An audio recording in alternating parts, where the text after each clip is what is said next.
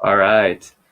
Hey everyone, welcome to the Class for Opposing Views debate series. So today we have the topic is content ethics versus utilitarian ethics. So we have Skeet the Kid and Real Black Buddha. And then we have Daniel Modding here today. So yeah, excited for this. Yeah, same. All right, cool. You can go first. All right. So basically, my opening statement is that I'm going to be arguing against utilitarian from a deontological standpoint today, pretty much for the reason that I see it it's ironic to say this, inconsequential to a value judgment to exclude a maxim from whether this is good or bad, and the prescription, or rather description, that an action gets its whole character from its ends. That's my opening statement. Awesome. I will be defending utilitarianism and critiquing Kantian ethics from obviously a utilitarian standpoint. Yeah, I believe that consequences are what we truly value in terms of actions. And I will be critiquing the more rationalist, deontological account of ethics today. So yeah. Okay. All right, awesome. Here, I can lay an argument first. So I actually wanted to critique the categorical imperative. I believe the metric that Kant uses, which is specifically if an action leads to a almost contradicting endpoint if you're to value it, right? So like, yes, for example, contradiction. Exactly. Yes. That is how we value what is moral. Would you say that's fair? Yeah, I would say that's completely fair. Okay, awesome. I would say that that's a tad bit of a weak argument, and his hypotheticals to get to this conclusion are weak as well. So we'll start, for example, with the very famous like thief one. All of his ones are famous, of course, but we'll start with the thief one. So in response to should we say stealing is unethical, right? What Kant does is he levies out this hypothetical where we say, okay, or following, of course, his formula, would we value if everyone stole?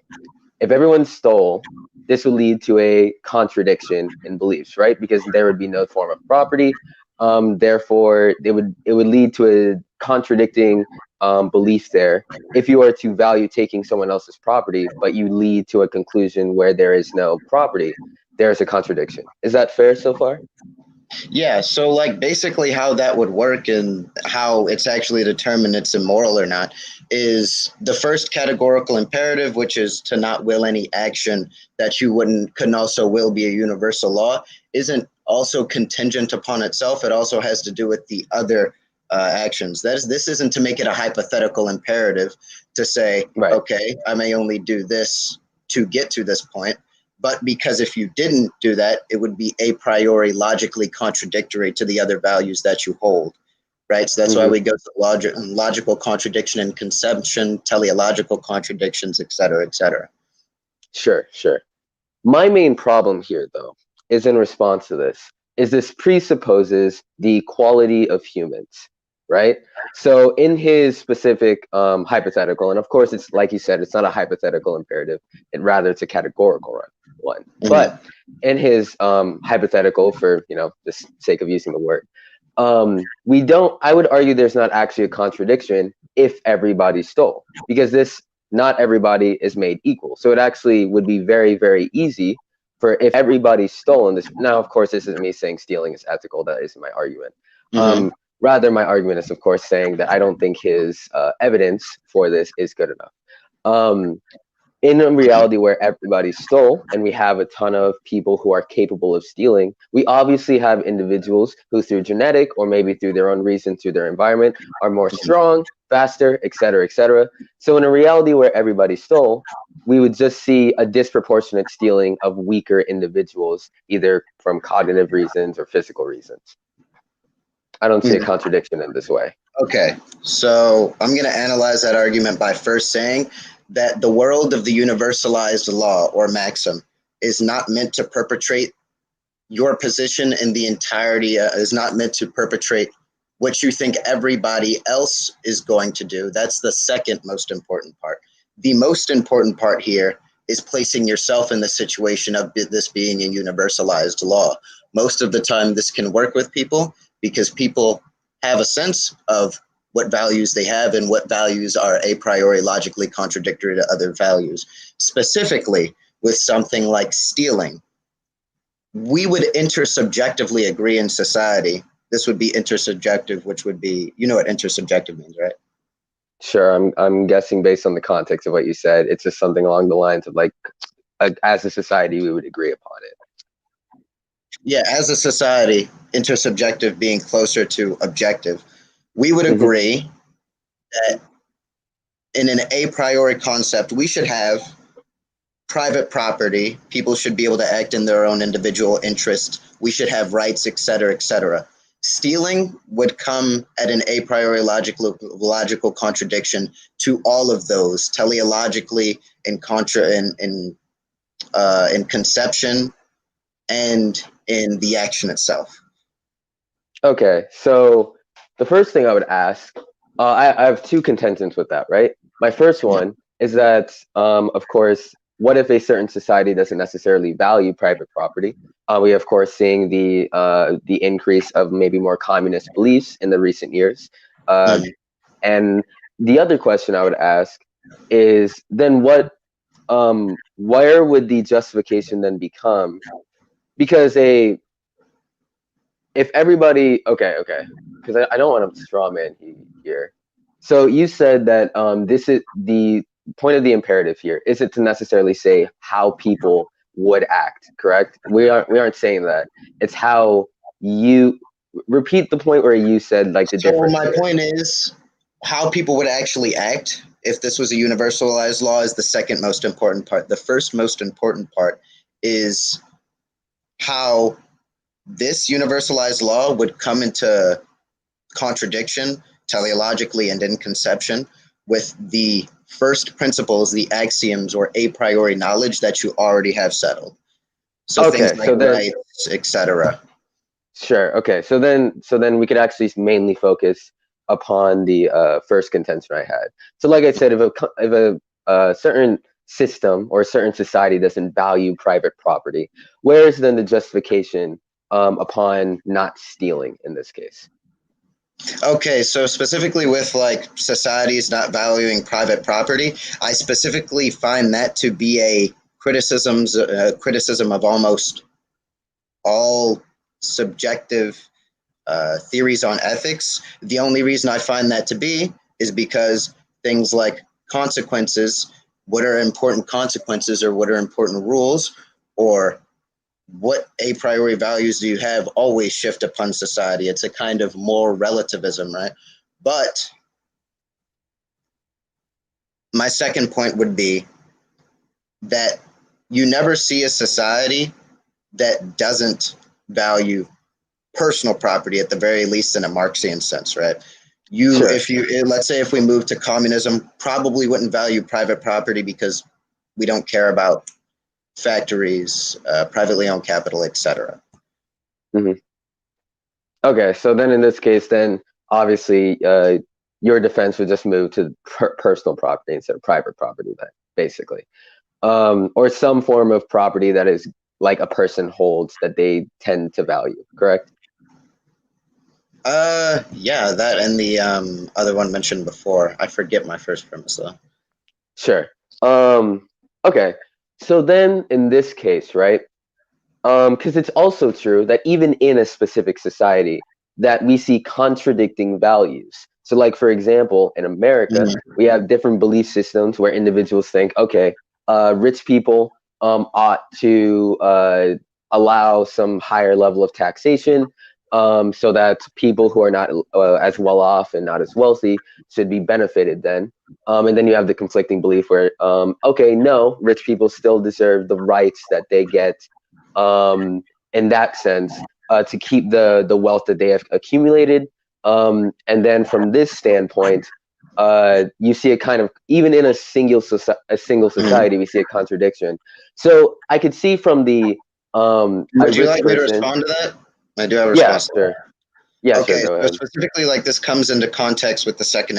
It comes into contact with the second imperative, Like the second imperative specifically states that you never use humanity merely as a means, but always also as an end, right? This doesn't mean you shouldn't take it at face value, because there is a lot more context to this second imperative. So, for example, since in Kantianism, what's mostly valued is an exaltation of humanity, since Kantianism sees rational beings as a must for morality, that's recognized as the objective end. More so just the end that's more important than the one that's about to be mentioned, which is people's desires, etc. That is an end. That is also something which we say shouldn't be sacrificed.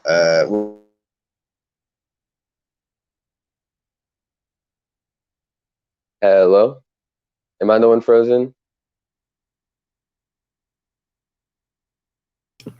I can see you. Oh, okay. Yeah. Hey, Skeet, bro, you're frozen. Skeet, if you could hear us, maybe try to rejoin. Yeah, rejoin real quick. Maybe if I do this. I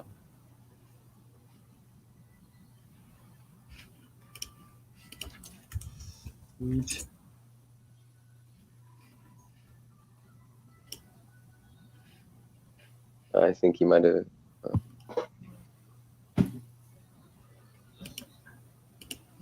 We'll give it a couple minutes to. All right, he's gonna rejoin soon.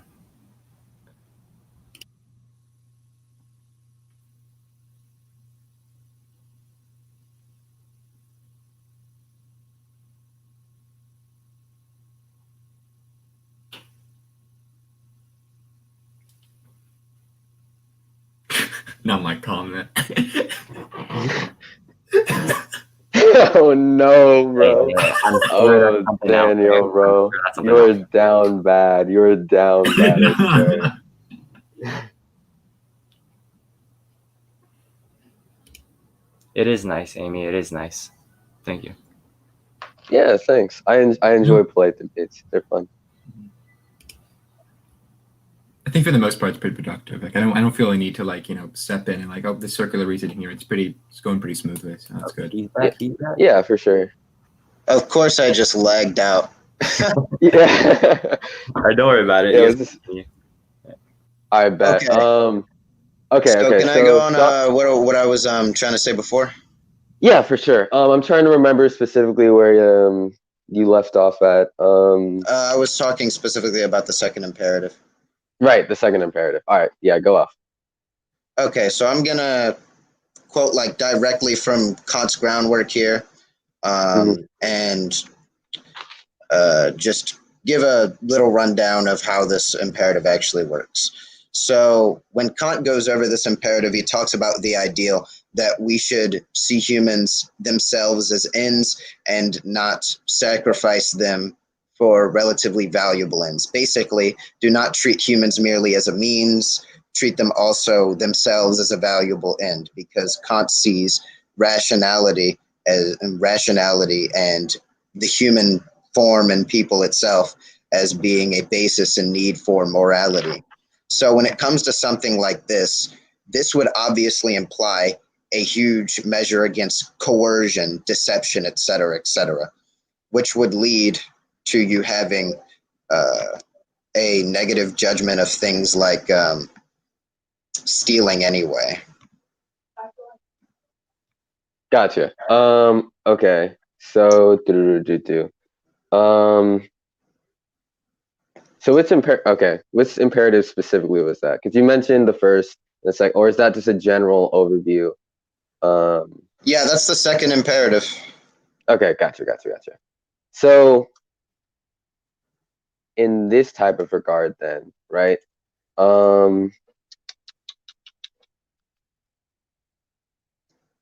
What is his justification that he has for the not treating individuals as a means? Because I would tend to, I would say that he might not do a good job at justifying this on rational grounds. But in this regard, I'd be curious. Okay, so like his defense for not just for not using people as like relatively valuable for relatively valuable means is obviously like um, when it comes to this, it would probably come into conflict with like subjective desires to exalt humans like this, right? Because exalting humans would probably be in conflict with some people's subjective desires, like, for example, maybe pleasure or maybe happiness, or maybe somebody's just a sociopath. So, like, that's the reason they would say that we shouldn't like sacrifice people for relatively valuable means. I mean, Okay, relatively sure. valuable ends. Okay, sure. Um, so now that I suppose this is going to become even more semantical as we go upon. So let's just agree upon some quick definitions real quick, right? So Okay. means would of course be like the things that we do to go upon an end, right? Whatever it might be. In this regard, it would be something Uh-huh. analogous to like, if I want to become healthy, I'm going to work out, right? Working out is the means. The ends would of course be the thing that I'm working out to, right? So if I'm working out, exercise is the ends. So how do Mhm. you what is the justification for human beings just being an end because of rationality? I don't really see the causal link here, basically. Okay, so the reason why we would consider human beings being an end, and to like go over that more because I know it's kind of confusing to consider humanity itself an end, but really Hmm. like what it means, to put it very simply, is like exaltation of humanity, like putting humanity on a pedestal, or putting humanity first would probably what this would be best summarized as. And the entire Sure. reason for this, which Kant says in when going over the second principle, is that every human being and every rational being is required for morality to exist. Human beings are the only beings known to exist by humans themselves that know how to extract a priori principles from inductive judgments and make value judgments off of them, which is why he exalts humanity in this situation and would Okay. say that we shouldn't sacrifice them for relatively valuable ends. Okay. So I'm going to ask you one question and then lead to a second one. A second one being a different type of objection. But the first thing I would ask is we definitely have cases of human beings who are not rational, right? Whether because of cognitive disabilities or whatever that might be. Are these types of humans not also on these pedestals, or do we still have a justification on why we should treat these humans as the same as we would any other rational being like ourselves? Kant says all humans, specifically, like he doesn't exclude irrational human beings from this judgment. He says all humans. Okay, so then what is the justification? Because if we're placing this on the type of rationale that we have, we Oh, do okay. know that there, yeah, So it's not all based on rationale, but one of the main reasons why it is exalted is rationale. So like this is an okay, argument that a lot of old school philosophers use for why humans matter or shouldn't be exploited or whatever, is right.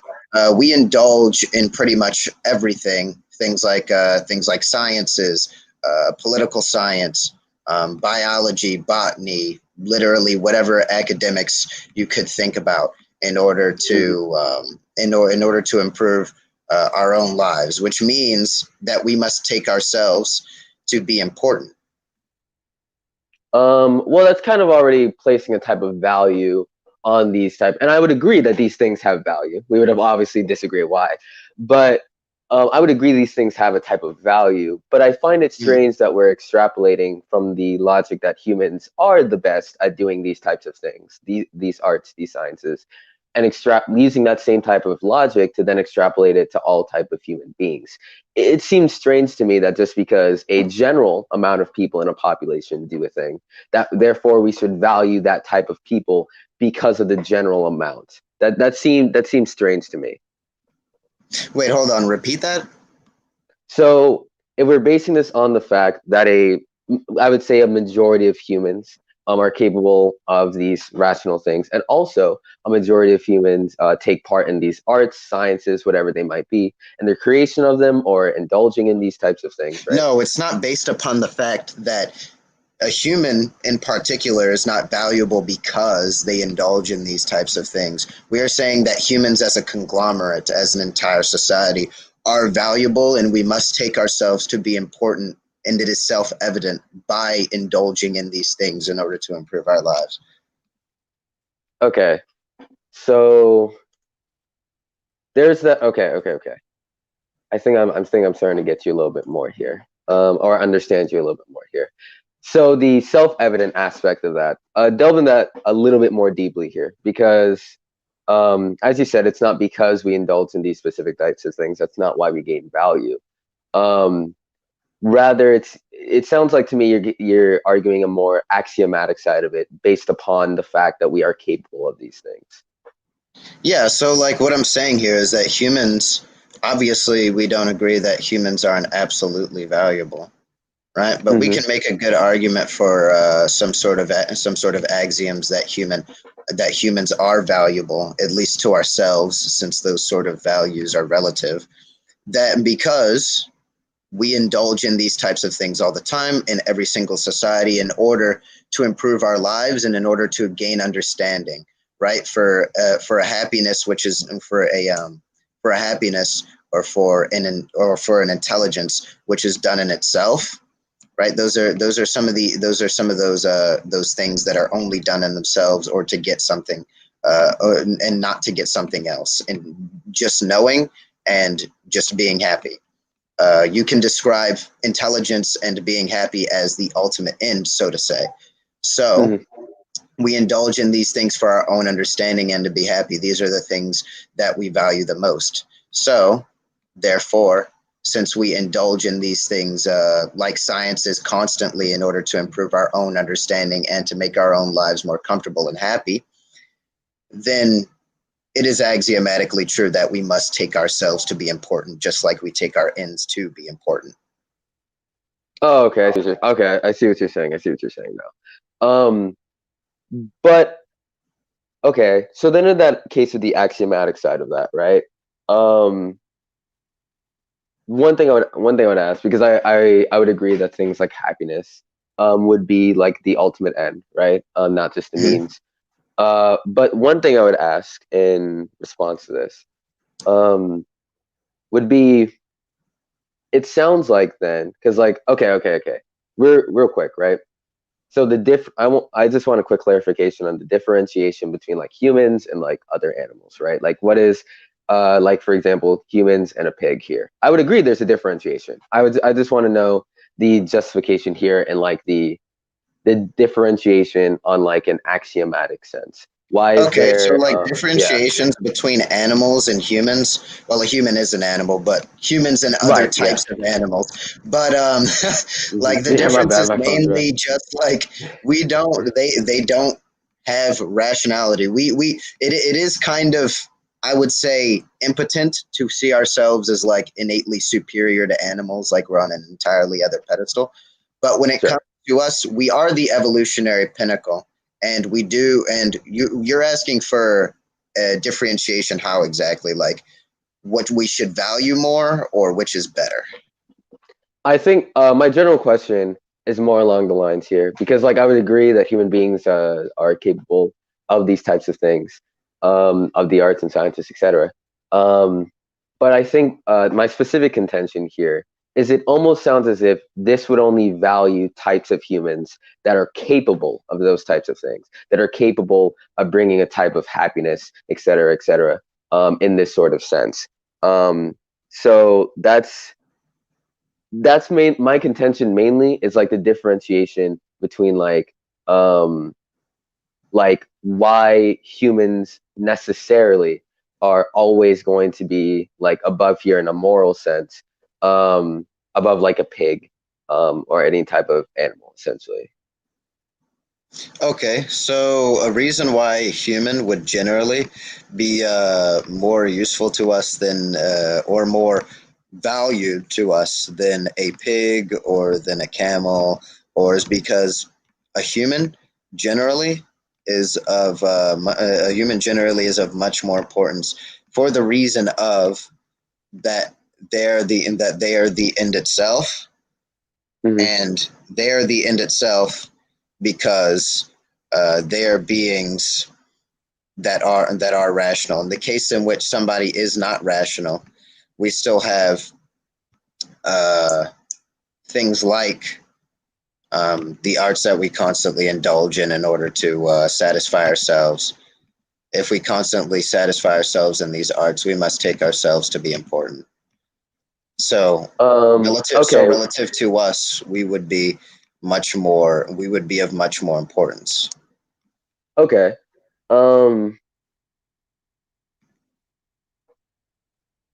Okay. So because of the fact that we, constantly indulge in stuff like the arts, this leads to us logically deducing that we have a form of more importance, in some sort of sense. My main issue here, though, Yeah, is not absolutely, though. Not absolutely. Okay, sure.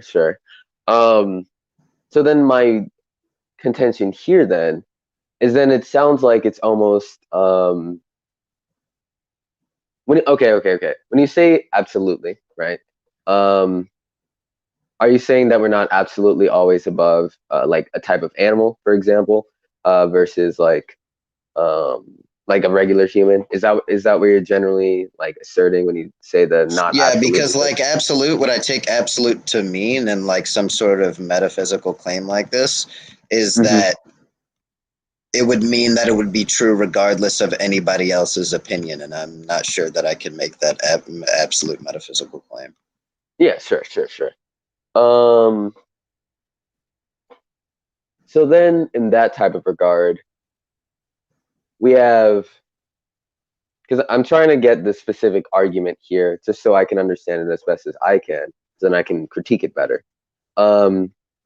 Human beings are rational creatures most of the time. But even when it's not, even when we aren't ourselves these rational creatures, we indulge in things like the arts and sciences and stuff like that. And that creates a type of value for humans who aren't rational either.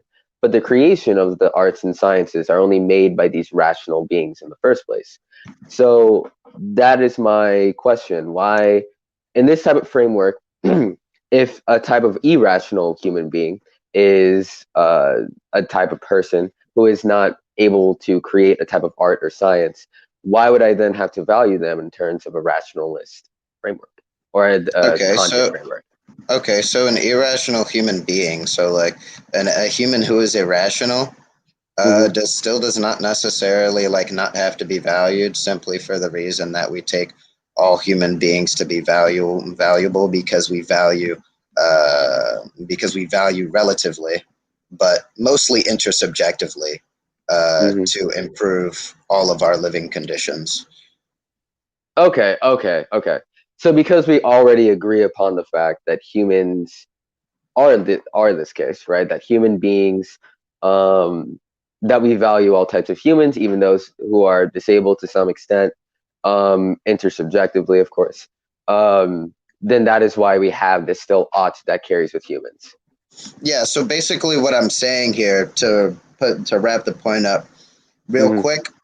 What you said, you added onto it really nicely. Only rational humans make these things. That's why we put rational beings on a pedestal in the first place. But we don't just base this off of rationality. This is also an argument which is kind of abstracted from. I got this argument from Aristotle. So, Sure. but like, yeah, you put it really nicely.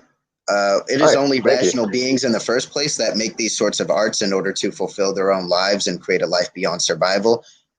And pleasure into a life of happiness, or if you consider pleasure equivocal to happiness, I don't know if I care, but like you make it for happiness, whatever, upon whatever, and then we would consider all humans to be important because we only indulge in those things because we see those ends as important for us. So by proxy, we must see ourselves as important.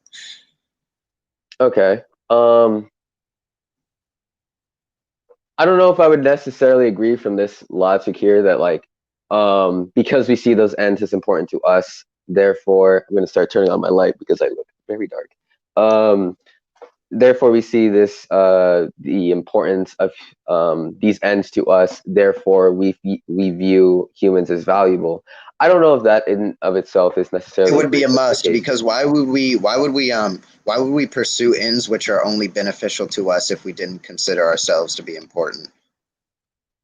I would agree we see ourselves as important in this regard. However, I would disagree that it is because solely of the human basis here. Right now, in like obviously in the societal sense, yes, of course, we generally value most of the time the fact that we are humans. Yeah, but most of these sciences, though. Sorry to interrupt, but most of No, these you're good. sciences, though, are pretty much exclusively based in like a human societal context. And maybe it might be done to like help some other group, but most of the time it's another human group. And we haven't started focusing on other animals.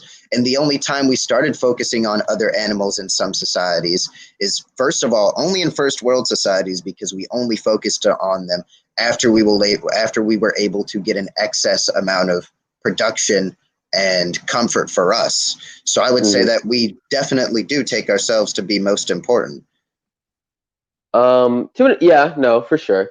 I would agree there, but I would disagree based on the original argument. The arts, the reason being for the like sciences and arts, because we also do have certain sciences that are based completely around like animal ethics, right? We have certain sciences that are like, for example, that go like, obviously, if I'm taking my dog to the vet, usually that's based in an animal context, not necessarily a human one.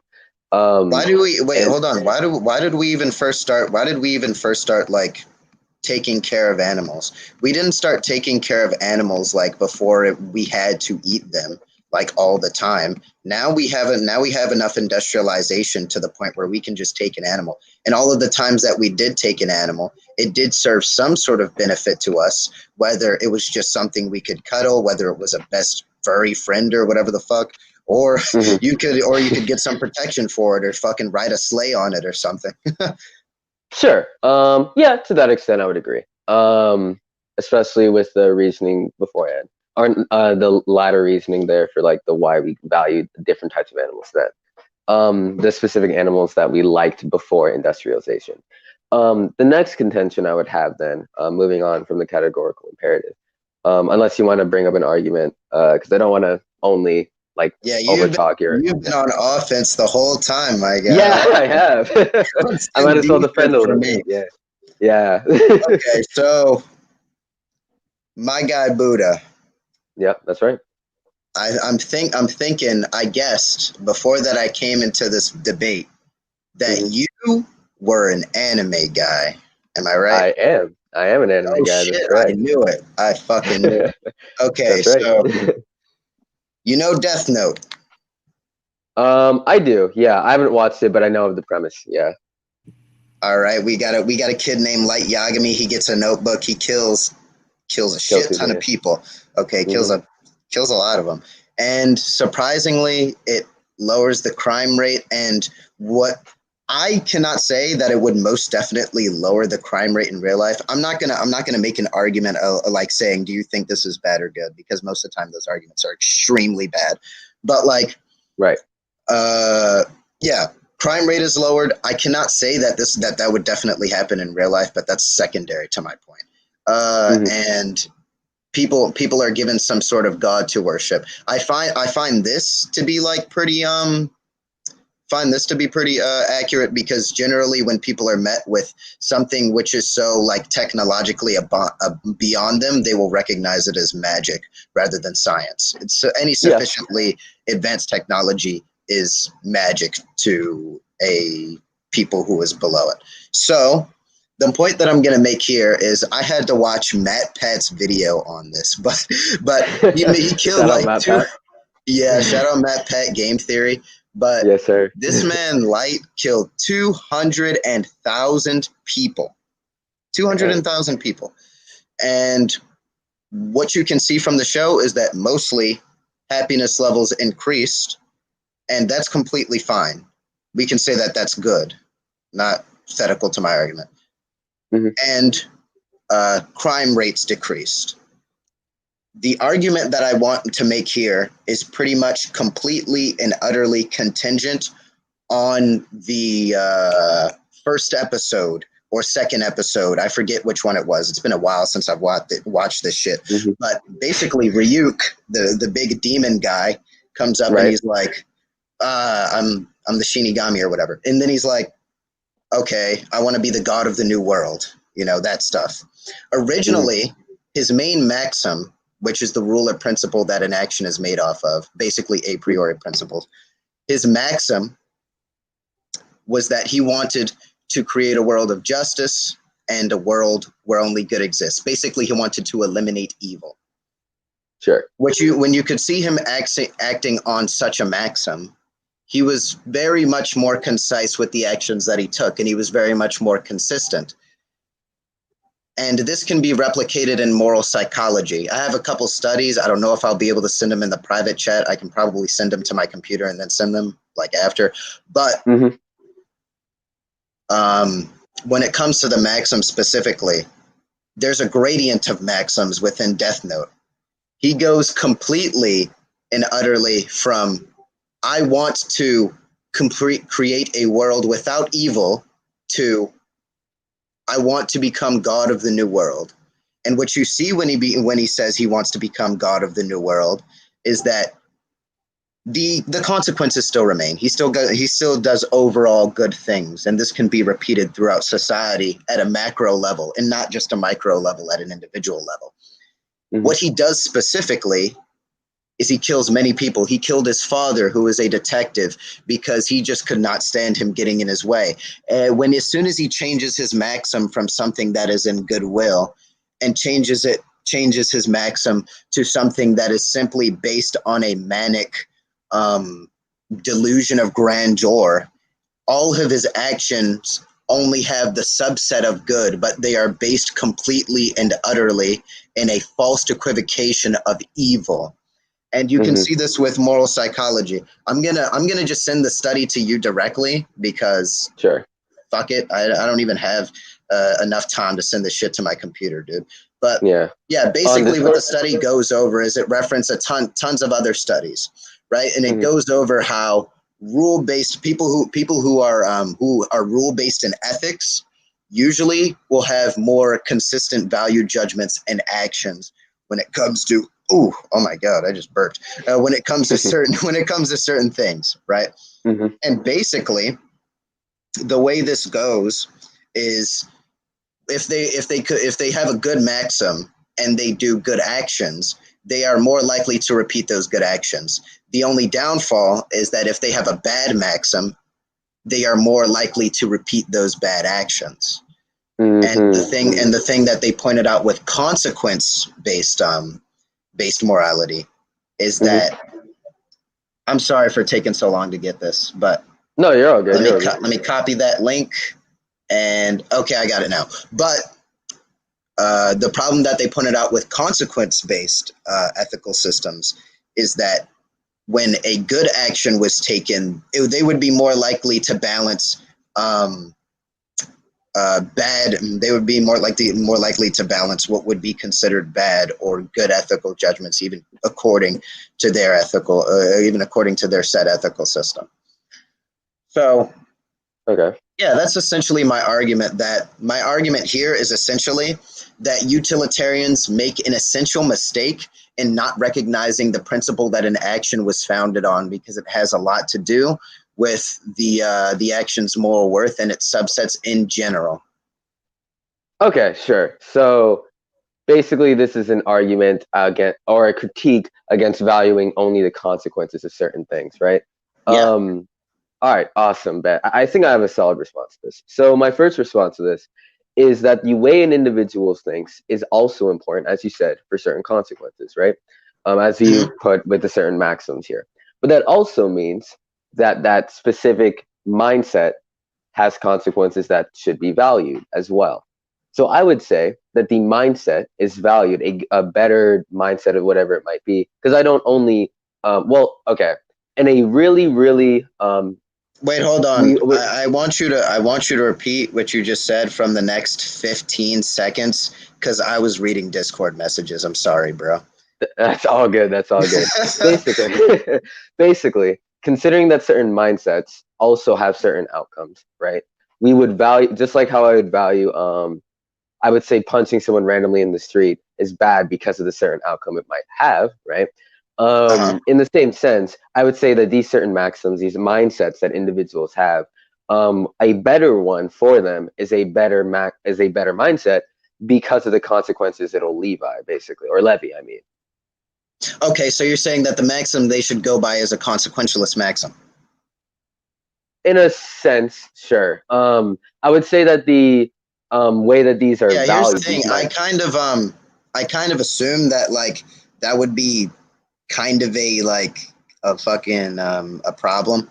My argument is not on the basis of specifically what consequentialists follow, but essentially how they actually critique any sort of action or have a value judgment of an action. Particularly, and I'm not gonna I'm not gonna die on this hill because I know that you haven't watched the shit. But I would particularly consider the results of Death Note. You could maybe say that they were good for humanity. Hell, it's even known that in the comic books they say after this man died, the crime rates went right back up. So I would still consider all of the actions that he took to be bad because his maxim was based off a bad premise that killed innocent lives on a macro level. Yeah. Even though it had a higher aggregate benefit. Sure. So a couple of things here, right? One, I wouldn't only value the crime rate here, right? Because even though it would be a beneficiary thing that the crime rate went down here, I would value other things, such as the fact that it's probably also the case that it's not good for other consequences, because even though there is a decrease in the crime rate, you might be able to make an argument that there was also an increase of individuals who were basically killed innocently because of the idea of a god, essentially, right? Because of how light acted as a god, right? So specifically, my argument when it comes to that is I would still say that there is a higher aggregate of goodwill. Dude, I know I called the manga a comic book. I don't even watch anime anymore. I watched this 4 years ago, and I thought it would be interesting to bring up today. But you got to get back to it, bro. Boruto's slapping right now. Dude, I was not listening the anime to though, only the manga. Dude, I was listening to Win by Naruto. That stuff's good. But wait, hold on. I got to get back on this argument. Yeah, we're going off track. But yeah, man. Basically, the point that I was going to make is that I would still consider there to be a higher aggregate amount of happiness. And this is probably mostly going to take from like logical conclusions from what I've specifically seen from the show, because they don't give us any data besides the decreased crime rate and besides that people feel safer when leaving the house. That's literally the only data that they give us. And this is mostly dependent on Japan because this is where like Yagami stays. So sure. And then we can also make the argument that this would never happen in real life, right? Like if somebody did this in real life, it wouldn't have the same consequences. So we'll go over that one by one. So, right, sure. With the higher aggregate of good consequences, I could probably deduce that there was a higher aggregate of good consequences because of specifically the reason that I brought up before, what was aforementioned, that people will think that any technology which is sufficiently more advanced than what they know today, any sufficiently advanced technology, they will think to be magic or a god. This is true throughout like all theist arguments. This thing exists. God must have done it. We've all gone through that before. But what I would say here is that, and you can even see this in the anime, lots of people were very, very much likely to get we're very much like praising him as a god. There was even an entire website built up because he was praised as a god in Japanese society, and he was called Kira. You might have heard that before.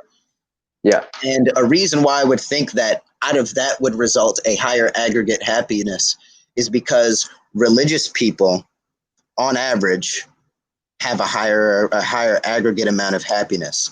And if we were to have it like this, in which the supernatural properties of this were undeniable, It is not possible that what L did could be done naturally. Literally 10 death row convicts dying of heart attacks in the same day, same hour. People would instantly take it to be about the God, and would be completely and utterly sure about it, because there wouldn't be any way you could deny it. So from at this point, I would probably assume that everybody who is an innocent, which would probably be near the aggregate total, besides people that are on death row and people that have committed what is benevolent good or bad? Never mind, bad crime or whatever, right? Rape, murder, whatever it is. That would these innocent people would probably make up the aggregate total. And with a new religion being formed that people can have absolute assurity in, there will probably be a higher aggregate amount of happiness. I can send you those studies too about religious people having a higher aggregate amount of happiness. I've read the ones in response about the religious people. So yeah, no, I trust you in that response. Okay. What I would generally say is, firstly, in basis to the so I'll try to loop these critiques into like kind of like one paragraph type thing, right? Starting with the basis of this, right? The idea that an individual is doing this based on the consequences, right? Light is doing this based that he wants to make based on the consequences, that he wants to make a better society as an end. That is the consequence that he wants to do, right? So just like in the study you sent me, what his maxim was is specifically, you can see from like quotes in like the first episode that he always monologued about the world being evil and corrupted. You could see quite clearly that was his maxim, that he wanted to get rid of evil and corruption in the world. And in the second episode, he specifically wait, just give me a quick second here. Oh, dude, it's cool. Your mom talking to. I got you. Hey, what's going on, fellas? I'm Skeet. I'm a retard. I'm dumb. Don't take me seriously in any debates. I'm really a dumbass person. I really brought up Death Note in an argument against utilitarianism. Never take me seriously. It's been a good debate, though, I will say.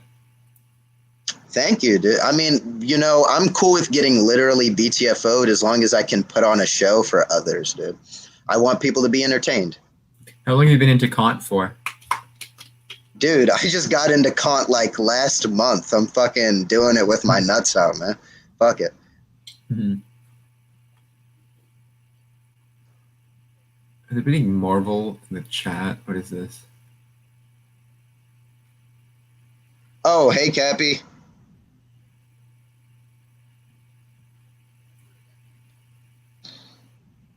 Spider-Man is unique and empowering. Basada. Dude, you want to know like the most unique and empowering thing of it? I don't want to say anything stupid because I will say something stupid on here. Raw dogging. Oh, yeah. Oh, dude, that's Hunt. What's up, Hunt? I got all my guys here to support me. My girlfriend in there. My dude Hunt. Dude. Marvel. Dude, dude, are you serious? Dude, obviously Marvel. Are you dumb? That's gonna be like a BTF. Whoever chooses the DC side is gonna get destroyed.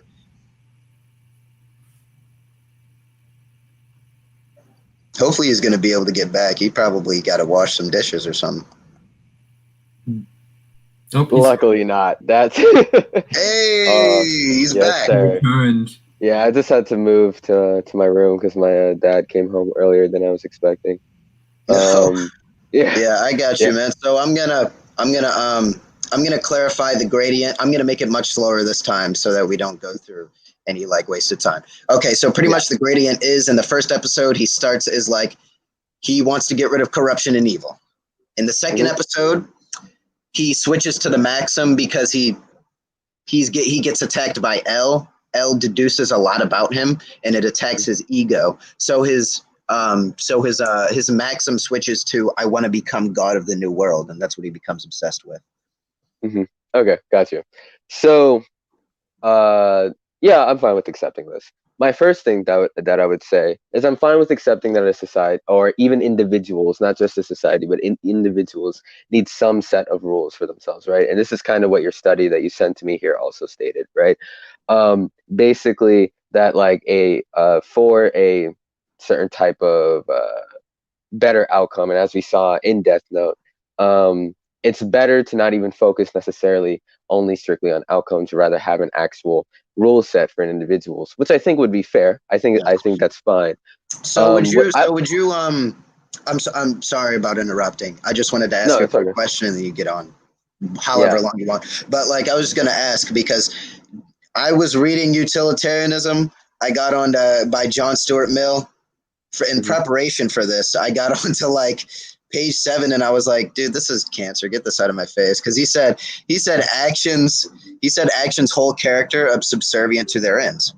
Right. And I was like, whoa, I think that this is completely and utterly false. There are actually 2 situations that I have about this. I want to ask you about the other one with it's a situation with Destiny. We all know him.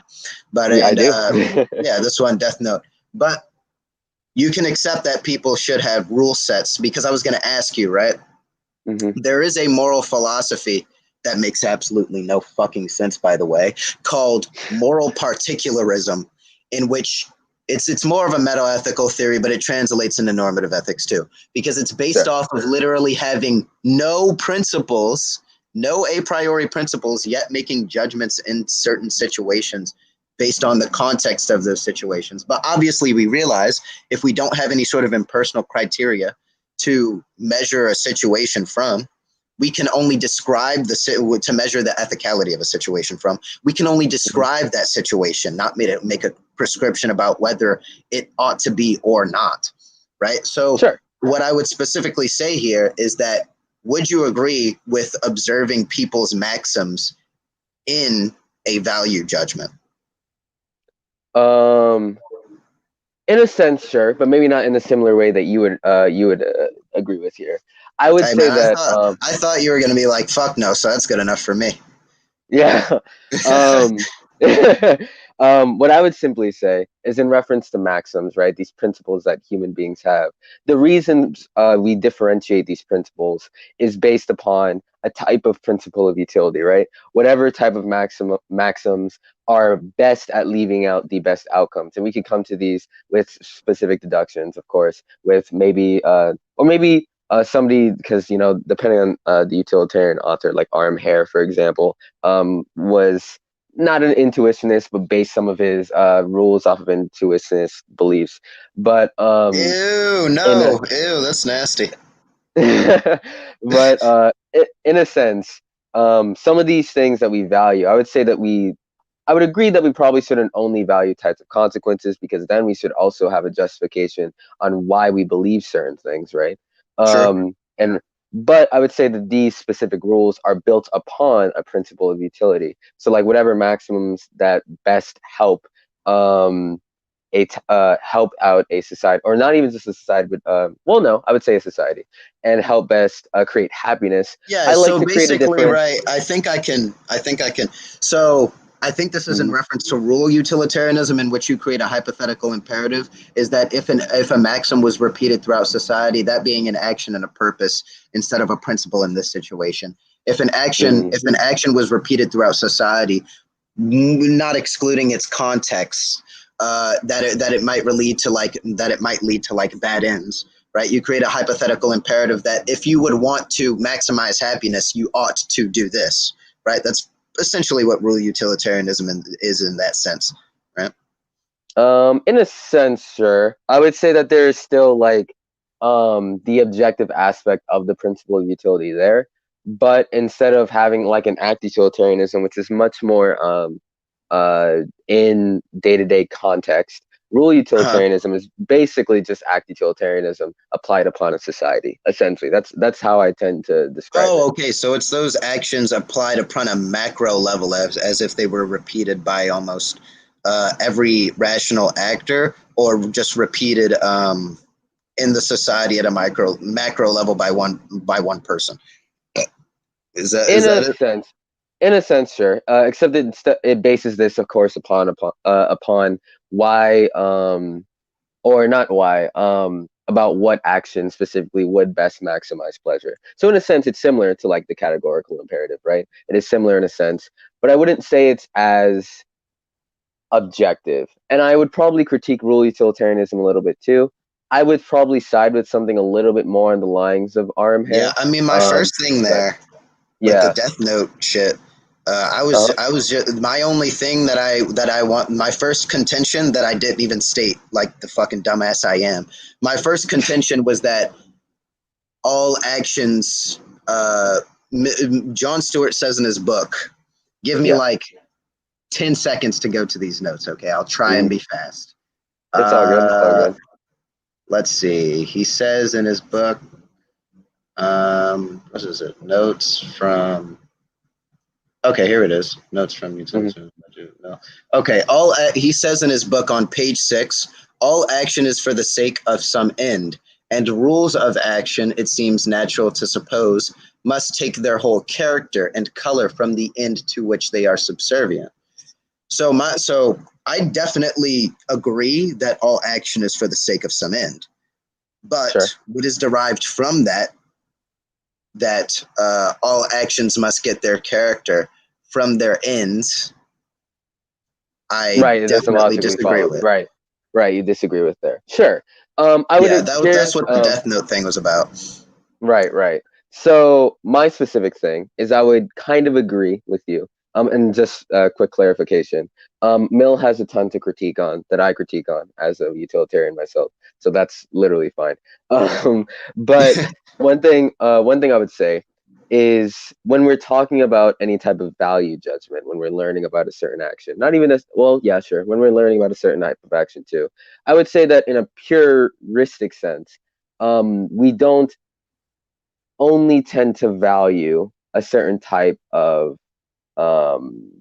outcome, but I would say that we still value the specific things based on their consequences themselves. So what I mean by that, because that sounds a little bit weird, is like I mentioned earlier, for the way that an individual thinks, that still has certain implications that will still, generally speaking, have certain types of outcomes here. And when we follow these types of outcomes, we can say which ones are better and worse. So, like, for example, for Light, if he kept his original maxim in the beginning of the series and didn't get his ego hurt, you could probably make a solid argument that the ending would have been as bad. I got spoiled there a long time ago, but the ending wouldn't have been as bad for Light. That ending was horrible.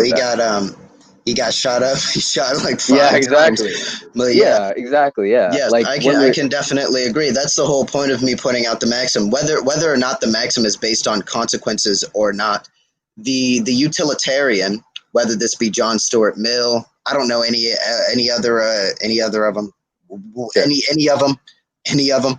None of them really mention that it is important to look at the maxims in applied ethics, meaning when making a value judgment or making a general, or when looking at how somebody else is making a decision, right? So what I mean by this is they will admit that all action, and that itself contradicts, because you can't say that all action gets their character from its end and then say that the maxims matter, right? Because the maxim isn't its end. But the argument that I'm trying to make here is what are you going to say? I was just going to say, in reference to the maxim thing here, right? So I'd probably agree to some extent that we don't only value, like, for example, when we're talking about someone who fails at murdering someone, right? Just because they failed at murdering someone, it's true that the consequence is that the person is still alive, whoever the individual is who almost got murdered, right? That is a true thing.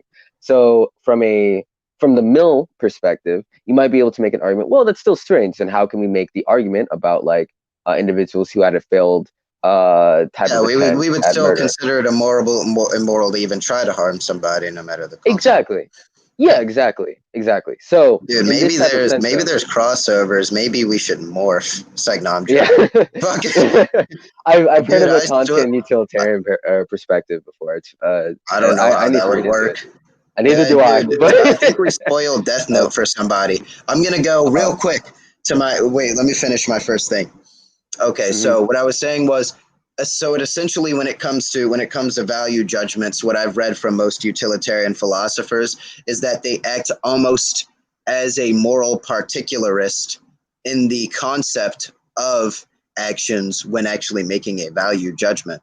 So when it comes to actions, there are almost no principalities, except maybe among two-level and rule utilitarians. Upon pure utilitarians, this is absolutely and utterly absent.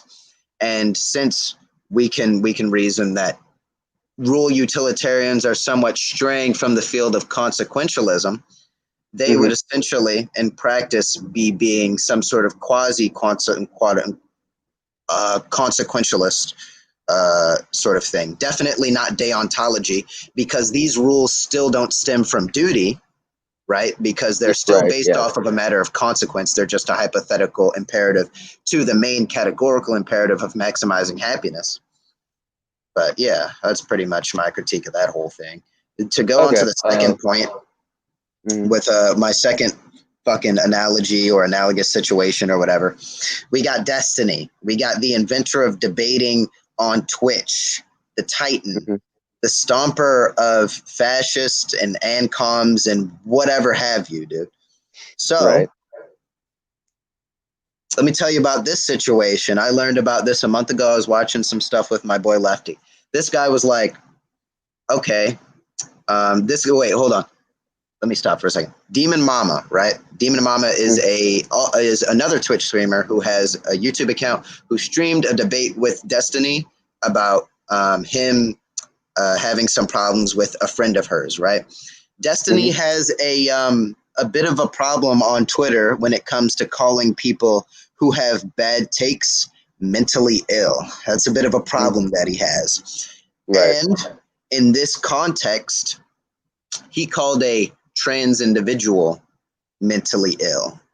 And the reason why people would say that this was bad is because of the consequences of it were bad, in the sense that you may say that this is transphobic for the simple reason that it affected her badly off of the basis of her identity. Now, that is not a bad argument. That's pretty solid. But what I would provide as a counter to that is because Destiny, in nothing he implied, and not even his maxim did he ever imply that he thought this person was mentally ill because they were trans, because he calls people mentally ill for making bad takes, indiscriminate of whatever identity that they have. The only people that actually did this and took this implication were fans of his, right? Not even fans of his. Lots of them were anti-fans, people with 1488 and WP, white power, in their bios and in their names. So they go and call this person a bleep, a bleep, a bleep, a bleep, another bleep, and more stuff. And basically, the reason why I would say that such an action is not bad, right, even taking into account its ends, is because any sort of implication that could have been gained from the language in question could have only been a result of a conclusion which was very much irrational and not logically guided, because it didn't take into account the maxim that it was said with, nor did it take into account the history of him saying this, which is my argument for history and intent playing into a value judgment. Sure.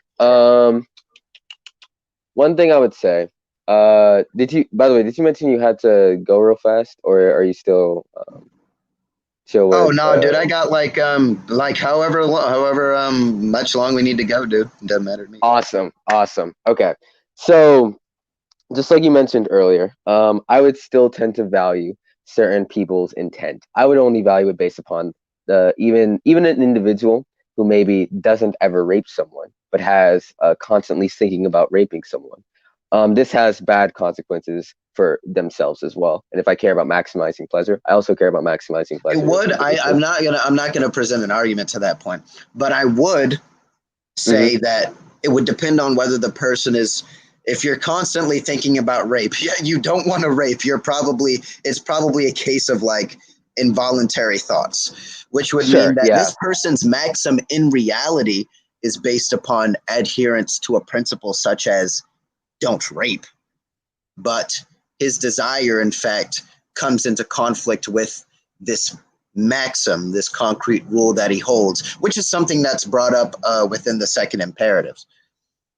Something I would say is that might be one of the maxims that the individual used. It might be that they don't want to be judged by others. It might be that that they I can think of a multitude Yes, of I would others that aren't specifically necessarily argue. I would specifically argue that the judgment that, okay, so let's say I'm not gonna rape women, right? That's Mhm. just what I'm not gonna do. The Yeah, reason I'm not gonna do this is not because I think it's bad, nor because, nor because I have a reason why it's bad. I can justify why. It's just because, well, I don't want to go to jail. And this is a point that Kant brings up as well. The will must be autonomous when it comes to in regards to morality. So if morality is only done off of the basis of, if people only make decisions off of the basis of the legality because they do not want to go to jail or because God is going to send them to hell, you essentially have a hypothetical imperative, which is not true morality. You're only doing that morality for the sake of another end, not for the morality and its philosophical ought in itself. Right? Yeah, that's my own. sure. Okay, sure. So my first thing that I would say is when looking at when we're making value judgments on anything, I would say that an individual who maybe, let's say an individual has a type of OCD, right? This would imply that that individual, no matter what it might be, that they have to do, causes them a form of harm or something. We tend to say that is bad, even if that individual has the maxim of themselves that they don't like that, right? We tend to say that that is still bad, but bad in reference to the fact of what it is doing, what it's leading to, what the consequences are.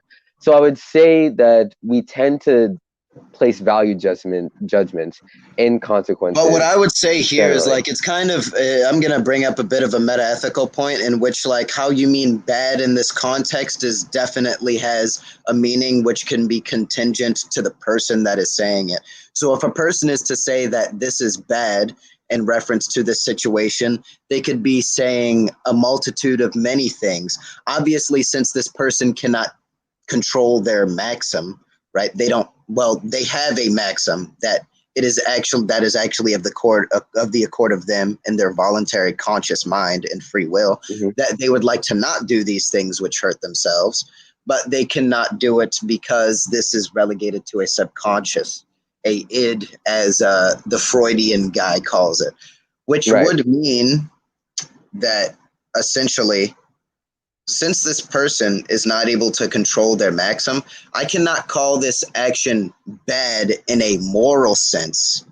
Because if I were to call this action bad in a moral sense, I would be purporting an emotivist theory.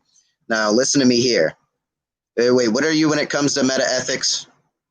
I'm probably a moral realist of some kind. That's what I tend to say. Meta-ethics Okay. isn't my strongest suit. I don't know. Is that a cognitivist or a non-cognitivist theory? Cognitivist. That's cognitivist. Okay, yeah, we're both cognitivists, so good. You'll get this point. Dude, if you've ever seen my TikTok, you know I hate emotivists. I hate them. I hate them. They're a very strong word. I do not like them at all. That's very rude. I hope you know that. I'm just saying that right now.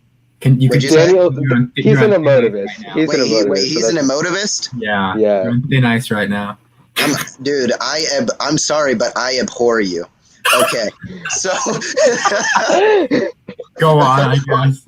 Oh okay, my God. so literally, the reason why I could not consider this bad is because I would be purporting an emotivist theory. Because I feel bad about it, therefore it is bad. Okay, here's why I don't like emotivism. I have too many notes on this.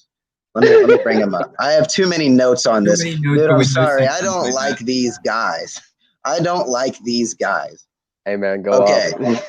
So emotivism particularly espouses that the meaning and uses of sentences, and by proxy, the ideas beyond, and evaluative moral expressions are simply expressions of personal preference or emotions.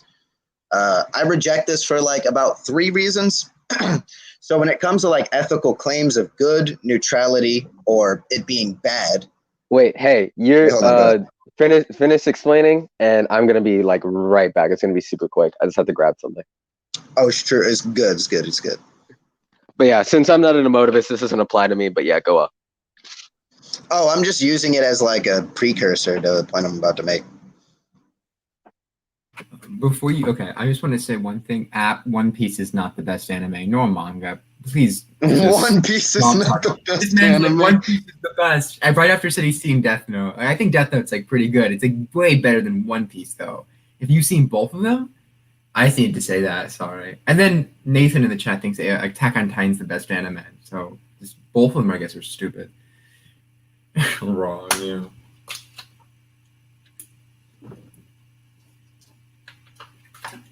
Do you have a motivist slander on your TikTok?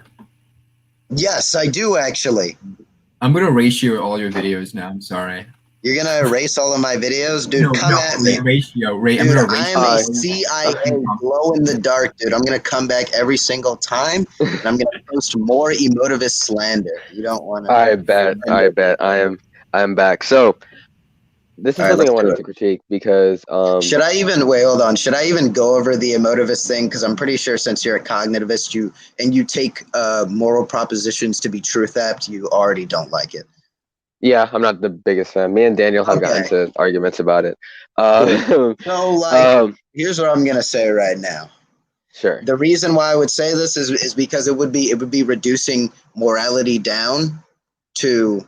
What I would say would be reducing morality down to is personal preference or emotion. Typically, when it comes to somebody, like in a situation where a kid with OCD, man, even a grown adult with OCD had to hurt himself because he just couldn't control himself, that would obviously make us feel bad, right?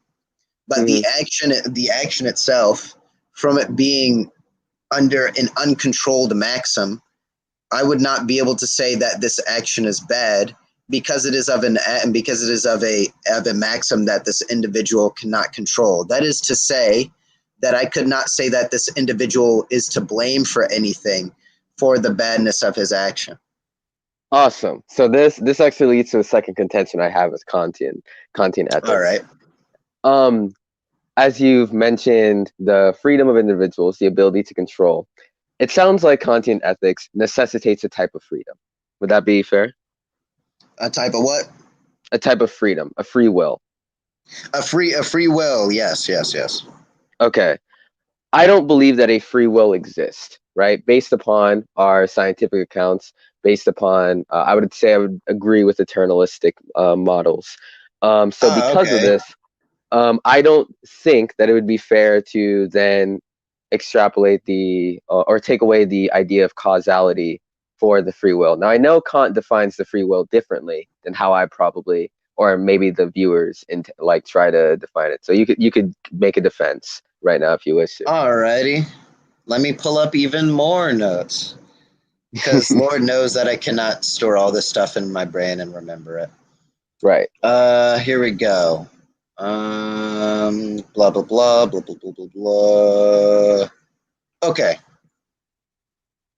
So what Kant does when it comes to free will is, what we mean by free will here is mostly just the will, simply willing. The will doesn't do anything itself, right? The will doesn't actually do the action. The will just wills. If you can will whatever, and we acknowledge as Kantians that there are things that may come into opposition with the will, such as maybe desire, lust, etc. Your will can be to not bang this girl, but your desire can be, I'm going to get them cheekies, okay? And at the end of the day, at the end of the day, the will must still exist from that point, because we are able to generally have thoughts about what we are to will, and we are generally conscious about what our will wills, as in opposition to things like our desire, our emotion, etc. Okay, so that's one thing I want to clarify. You said that in opposition to what our will wills, implying that the will does will. But this is a problem if the will doesn't do anything, right? This is an issue here. That would be a problem, yes. Originally, Kant just presupposes this, but yeah, we can actually argue it. I don't care. Well, do you have? Oh, you got like scientific studies about almost all conscious actions are like affected by subconscious mechanisms and like determinism, stuff like that. Sure. So we could talk about. I don't have any specific on me. I probably should have grabbed. You gotta give me Hold on, let me look up determinism again because I forgot what that shit was. I could just explain to you. Determinism is the model that free will, just like everything else, is under the law of causality. Meaning, causality is a thing, and we obviously know what causality is. So by the same metric, our actions are controlled by something, whether it is in our environment, our brains, or something like that. It doesn't make sense to then say, if we live in a type of world that is physical, this is why more theistic people would deny this model because, of course, you have immaterial things. Well, that wouldn't even make any sense because theism would lead to the most determinism. But determinism in philosophy, theory that all events, including moral choices, are completely determined by previously existing causes. Determinism is usually understood to preclude free will because it entails that humans cannot act otherwise than they do. Okay. Okay, I see. Yeah. So basically, like what this is implying is that like all action isn't like according to any sort of free will because all action has previously existing causes. Basically, yeah. Since all action has a previously existing cause, this would lead that your action is also caused by something that isn't actually maybe you in this sense. You cannot. I think Schopenhauer put it best. It would depend on what you see as you, because there are many different theories on that. But sure, So specifically, if we want to go over, I want to talk about all actions have previously existing ends. What is that to say in summary or in like layman's terms? Okay, so you're asking me. Okay, gotcha. Yeah. I was confused at first. I was like, why is he quiet? All action has repeat that again for me. I'm sorry. I was looking at my laptop with the determinism thing as I was grabbing a thing. But yeah, repeat that for me real quick. What you want me to say? Okay, so I was asking what exactly how is it? Skeet is a nerd in the chat. Yes, I guess I'm a nerd. Okay. So what exactly I wanted to ask is like all action has previously existing causes. I get what you mean by that in a super vague sense, but I would like some elucidation on that point. Okay, gotcha. So all this means is if you were able to rewind time and look at a specific person, like maybe me, right? And you were going to ask, okay, what thing led to him in this debate, right? Well, first you might be like, okay, well, he had to get the message for the StreamYard. Okay, to get that message for the StreamYard, somebody had to send it to him. Okay, for somebody to send it to him, blah, blah, blah, blah, blah, blah, blah, blah. So it just means that what I mean here specifically is when we have a cause, a thing before an action that then leads to another action. I know Kant has some ideas about causality that I would tend to disagree with. I just want to tell you, I'm going to tell you straight up right now.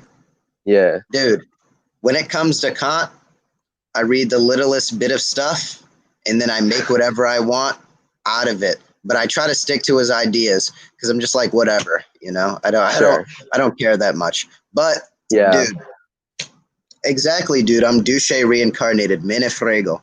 But my guy, I was gonna say, if it is true that all actions have pre-existing causes and therefore there is no free will, I would disagree that necessarily means that there's no free will. But let's start on the first point. All action has pre-existing causes. In order to conclude this, you would have to go back to the primordial action, the first action ever taken and its first cause. Right? So something led you to take that action in the first place. It must be an action that is voluntary, an action that is not done by force or coercion. And I would disagree. I would disagree with that. You would disagree with that? So, okay. This primordial cause, let's just say for simplicity's sake, even though technically speaking, yes, the Big Bang wasn't like its actual, like it wasn't necessarily, technically speaking, I'm going to misinterpret this because it's not technically the beginning, blah, blah, blah, blah, blah. Let's say Dude, the Big what are Bang you is the first talking time. about? The Big Bang isn't real. I believe in Allah. Oh, no. Come to Islam. Oh, no. But, what I was about to say. What I would say is like looking at the Big Bang. I wouldn't say the Big Bang did a thing freely. It No, just literally what I'm saying right now, what I'm saying is like if you want to go back to the first reason that somebody took an action, right?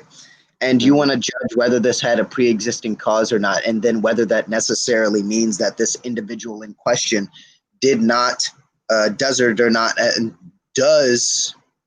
does not have a free will based off of that, then you would have to have an action by a human which is voluntary. You would have to consider an action by a human which is voluntary and not one which is involuntary if you're going back to that primordial one. Because if you want to argue about whether a free will causes an action or whether a will wills, then it wouldn't make much sense to go to an action that somebody was that somebody was forced into by something that their will contradicts. Okay, so the first thing I would say is in reference to that, right? So like the first reason a human took any action. It could still be the case that because of and I don't know necessarily the biology of the will in terms of Kantian ethics, but what I would say here is that when a rational human first took an action, whatever it may be, it would still be taking an action based on certain biological sets, based on environmental sets, etc. So it would make no sense to me for us to then reject to reject causality in this sense, when in reference to the reason why people take certain Okay, actions. so like essentially it's like essentially it's like your environment always leads you to take a certain action regardless of what you will. Environment or genetics, whichever one you want. Yeah. Environment or genetics always leads you to take a certain action regardless of what you will. Okay, Yeah. so like I view this to like not make much sense. The reason why I view that not to make much sense, I know that Kant is a little open to soft determinism, which I'm pretty sure would allow something like free will. Correct me if I'm wrong there. In a sense, yeah. I'm not convinced of compatibilism, but yeah. If compatibilism Essentially, is when true, it comes then to Kant, right? I'm going to say this again. When it comes to Kant, he just presupposes that there is a will and says that he cannot rely on any contingent resources for this. And he says that if there is a will, if it is to act morally, then it must be bound by a priori principles. But in this context, I would say that like that there would still. What do you think a free will is? I would say, okay, my personal depiction of a free will, not the Kantian one, would be a will that, or like will, of course, meaning in the sense of just things that people do, I suppose, that is unaffected by causal reasons. Not unaffected in the sense that people go, oh, well, I want to do this thing, but I have to think about these factors. But I mean directly causally linked to other things, basically. Oh, okay. So people only do actions because of their environment.